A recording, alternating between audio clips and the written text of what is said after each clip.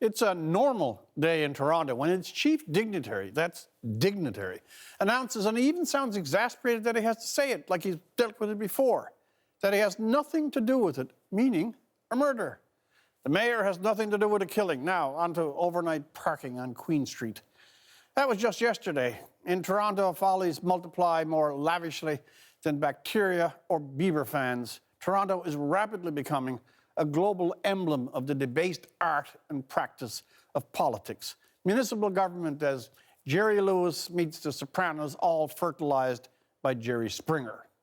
And where it really gets sad is that in Canada 2014, Toronto's mayor offhandedly, blandly ruling himself out of any connection with a killing gets reported in the same casual breath as the latest pothole count. When did this stuff get normal? And we can say the same about Ottawa. They came back this week. And as appetizer, we were treated to a former police chief, now veteran minister Fantino, dismissively treating veterans as if they were straying cadets, forgetting both his manners and the real chain of command here. A veterans minister serves veterans. He answers to them. Main course, Parliament opens and we're back to the Senate. The tattered, toxic, tiresome Senate. Justin Trudeau, preemptively or not, is so embarrassed by his own party senators that he's kicked a whole lot of them out of the caucus. Senators in the old days used to be figures of honor and civic eminence. In 2014, a party leader shuns them, recoils from any association with them with the vigor of a bishop caught stumbling into a cat house. Not quite on the same scale, but the Conservatives too have been walking away. One-time favorites, crowd pleasers at the fundraisers are off to outer darkness and gnashing of teeth. Duffy, Wallen and Brazeau are out of caucus off all A-lists.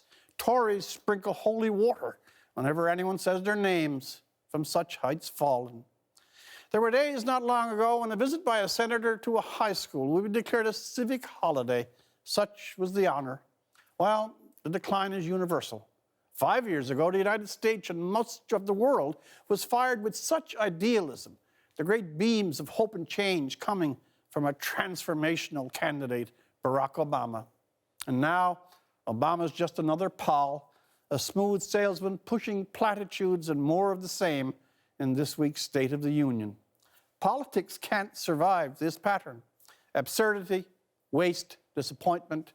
Toronto, Ottawa, Washington. Promise one thing, do another. Campaign sweetly, govern harshly.